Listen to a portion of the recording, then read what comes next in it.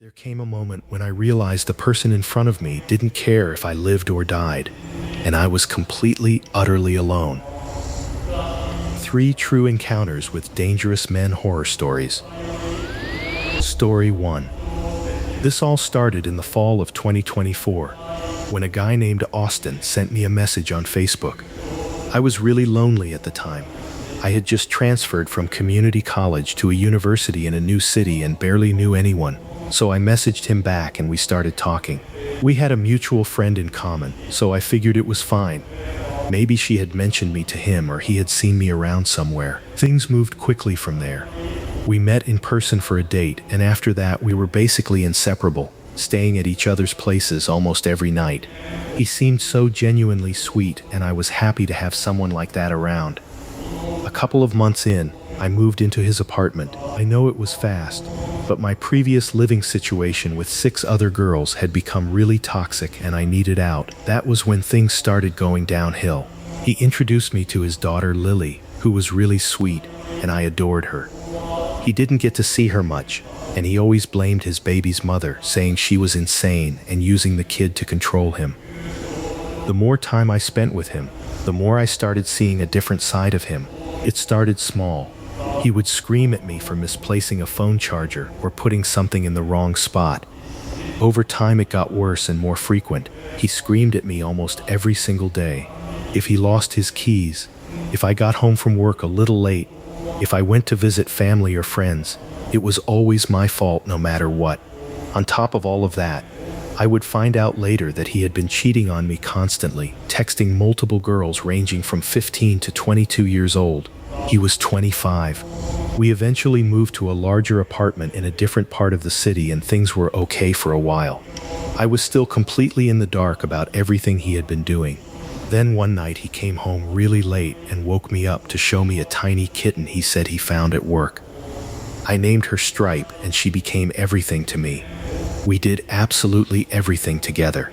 About a month after that, I came home from a late shift at the bar where I worked, and he was furious.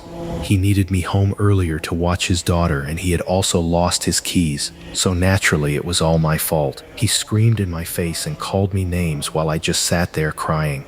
Then at some point he grabbed Stripe and threw her against the bathroom floor because he said she bit him.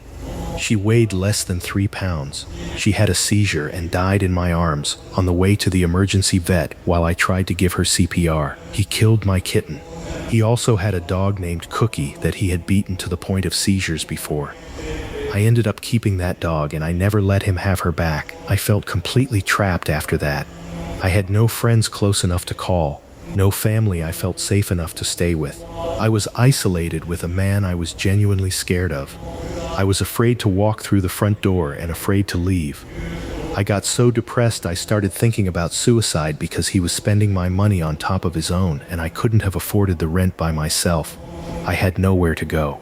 More time passed, and in August 2025, one of the girls he had been texting reached out to me and told me what had been going on. That was enough. I broke up with him. Though we were still living in the same apartment, he was in the bedroom when his daughter visited and I stayed in my own room. Then in November 2025, it got bad again. He started verbally tearing into me, saying horrible things, and it escalated fast. He tried to choke me, threw me around the apartment, and got physical to the point where I genuinely thought I was going to die. When I tried to leave, he blocked me. He tried to take my animals and let them outside somewhere. He held a gun on me. I wanted to call the police, but in my state they would have taken us both in. He had also gouged himself with his car keys to make it look like I had hurt him. I had finals the next day and couldn't afford to fail my classes. At some point I decided to take the risk and call anyway, but he snapped my phone in half before I could, so I ran. He had taken my house key, but I still had my car keys. I drove straight to my dad's house and fell asleep on his couch. From that point on, he would not leave me alone. Over 100 calls and texts a day, swinging back and forth between being kind and being threatening almost every other message. I moved in with my mom and got my animals somewhere safe. I kept asking him to leave my apartment since he wasn't on the lease, but he refused every time, saying he wanted to fix our family. The holidays came and went while I stayed at my mom's. I got over 50 calls on Thanksgiving. 100 on Christmas, and another 100 on New Year's. He was still threatening me, still harassing me constantly. I eventually convinced him to leave by threatening to file a civil protection order, though I was scared it would be denied and I didn't want to go through with it if I didn't have to. On January 10th, I got to move back into my apartment. It was trashed. I spent 2 weeks putting things back together and trying to get some version of my normal life back. Around that time, I had started casually seeing someone long distance, and he actually offered to help me clean everything up, which he absolutely did not have to do.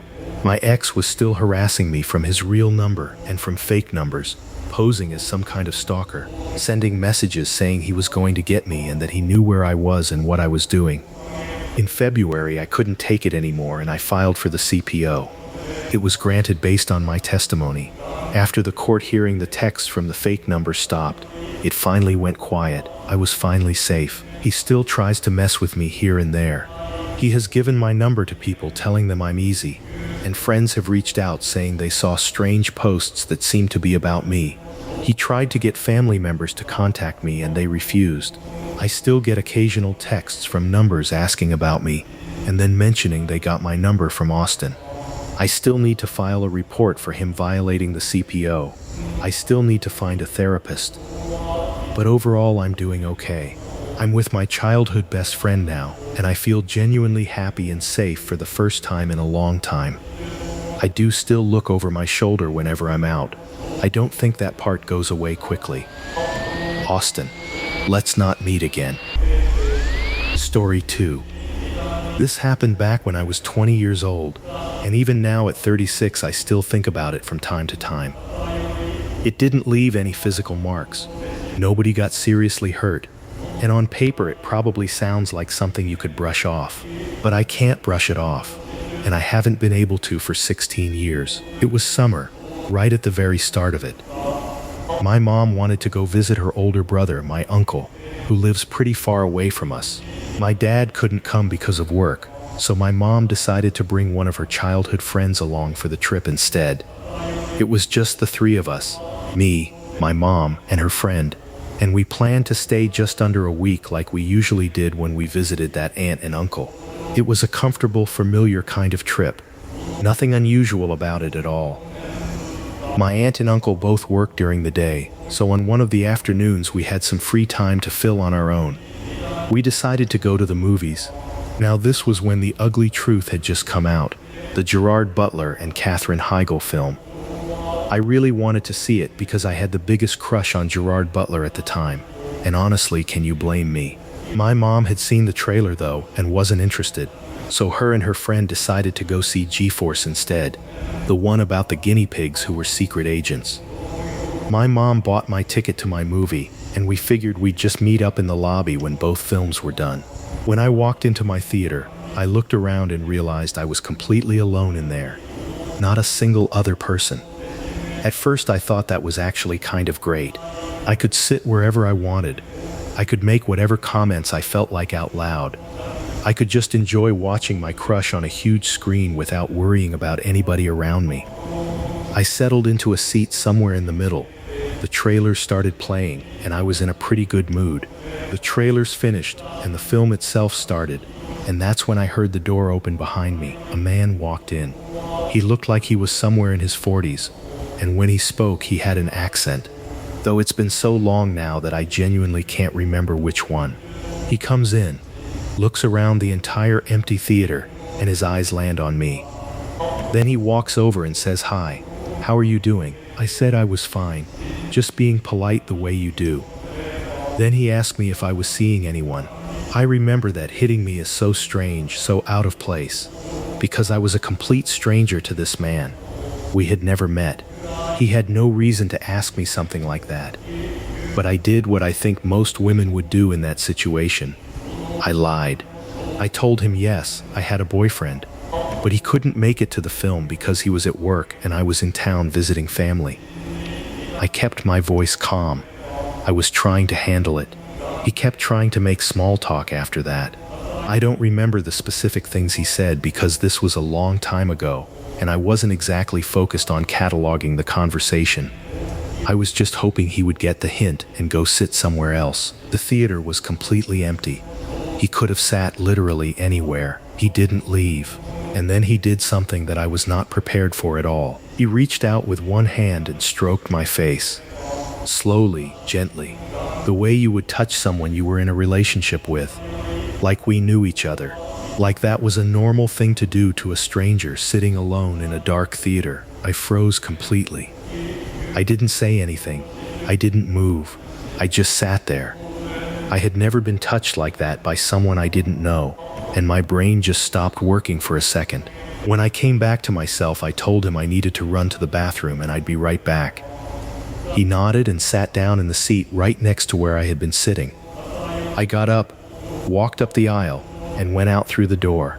Once I was in the hallway, I started moving toward the bathrooms on instinct, but I didn't go in. I just started pacing around near the concession stand, trying to think. I could feel my hands shaking a little. I thought about talking to the employees at the counter, but I wasn't sure what to say or whether they could even do anything. I kept going back and forth. Then I just went to find my mom. I went to the theater her and her friend were in and found them in the dark. They looked completely confused when they saw me come in because of course I was supposed to be in a different room watching a different movie. I sat down on the steps next to my mom and explained as quietly and calmly as I could what had just happened. My mom went full protective mode immediately. She had me stay in her seat with her friend, and she went out to go talk to the staff herself. I just sat there in the dark next to my mom's friend while G-Force played on the screen. And once the adrenaline started coming down, I started crying quietly. Not loudly. I wasn't sobbing. I just couldn't stop the tears from coming. My mom came back after a while and told me the staff had gone with her into my theater. The man was already gone. She didn't know how long it had taken him to leave after I walked out, or where he went. I don't know what would have happened if I had stayed in that seat. I really don't. I've thought about it many times over the years, and none of the possibilities I come up with are good ones. Like the title says, it took me years before I could actually sit down and watch the ugly truth. Every time I tried, I'd get this tight feeling, and I just couldn't do it. The movie had nothing to do with what happened, but my brain had tied them together completely, and it took a long time to untangle that. Story 3. This happened back in 2022, when I had just moved to Jacksonville, Florida from Pennsylvania for school. I was only 20 years old, and it was genuinely the first time in my life I had been completely on my own. No parents down the hall, no childhood friends a short drive away, just me, a new apartment, and a city I barely knew. I had been obsessed with subtropical environments since I was a kid. The swampy, overgrown, almost prehistoric kind of nature you just do not get in Pennsylvania. So in the days after I moved in, before classes even started, I was driving out to different parks around Jacksonville every single day just to soak it all in. I was hoping to spot an alligator, honestly. I know that sounds a little naive, but I was 20 and excited, and I had nothing else to do. I had not made any friends yet, so every one of those trips was solo, because I was finally living on my own and away from anyone who knew me. I was also dressing the way I actually wanted to dress. Crop top hoodie, cute shorts. I identified as a femboy, and this was kind of the first stretch of time where I felt free enough to just go out looking like myself. I had also been told my whole life that I looked younger than I was. People regularly assumed I was in high school. I am mentioning that because I think it matters for what happened. One afternoon, about a week into living there, I drove out to a park I had not been to before. I cannot remember which one specifically. What I do remember is that it had a nice forested entrance with a wooden fence, the kind that looks welcoming and maintained. The parking lot was ordinary, a few other cars. Normal Saturday afternoon energy. I got out of my car and started walking toward the park entrance. There was a couple maybe 20 or 30 feet ahead of me, also heading in. It felt completely fine. That is the part one keep coming back to. How completely fine everything felt right up until it did not. I heard a quiet hey from somewhere to my right. I did not look. I figured it was not directed at me. A few seconds passed, and then it came again. Louder this time. I turned. There was a man in his 40s, gray t-shirt, cargo shorts, and he was not just standing there. He was already walking toward me, quickly, closing the distance between us faster than felt normal for a casual interaction. He got close, really close, like inside the range where you instinctively want to take a step back. He told me not to go into the park that way, said there had been a lot of gang activity and drug busts there recently and that it was not safe. My first reaction was actually just to take him at his word. Jacksonville was a new city to me, and I had no reason to think a random guy warning me about a park was anything other than a guy warning me about a park. I said thanks and turned back toward the entrance. That is when he stepped in front of me. Not aggressively, but deliberately. He repositioned his body so that he was physically between me and the park entrance. He said he knew a quieter path, a kind of secret trail through the woods, and that he wanted to take me down it. My eyes moved fast. I scanned the parking lot, the fence line, the tree line. There were no other visible paths from where I was standing. And while he was saying all of this to me, another person walked right past us and straight into the park through the main entrance. This man did not say a single word to them, did not even glance at them. His eyes stayed on me the whole time. I started to stutter. I told him that if the park was that dangerous, I probably should not go in at all and should just leave. I started backing up toward my car. He kept pace with me, step for step, still talking, still pressing me to come with him down this path he knew. I made it back to my car. I opened the door and got in, telling him again that I was just going to go. I reached to pull the door shut. He grabbed the top of my door with his hand and put his body in the gap between the door and the car frame so I could not close it. He had dropped the park safety story by this point. Now he was asking for my phone number, said he wanted it so he could make sure I stayed safe. Those were his words. I was trying not to cry. I was trying not to scream. I asked him, as calmly as I could manage, to please move. He did not move. I did not know what else to do, so I gave him a number, except it was my old cell number, a Pennsylvania number that was no longer active. He typed it into his phone and started texting it to check if it was real. That gave me just enough time. I pulled my door shut and locked it. He knocked on the window. I think he was asking if I had gotten his message. I picked up my phone, looked at the screen, and nodded at him through the glass. Then I put the car in reverse and pulled away. Right before I exited the parking lot, I looked back one more time. He was walking away from the entrance, moving toward the far corner of the park where the trees were thickest. I have no idea who that man was. I never saw him again. I was lucky enough that the rest of my time in Florida, visiting other parks, was completely uneventful, but I do still think about it sometimes late at night. I genuinely do not know if he saw me as a young kid who was alone and vulnerable, or if there was something else going on entirely. I do not know what was down that path. I just know I did not go.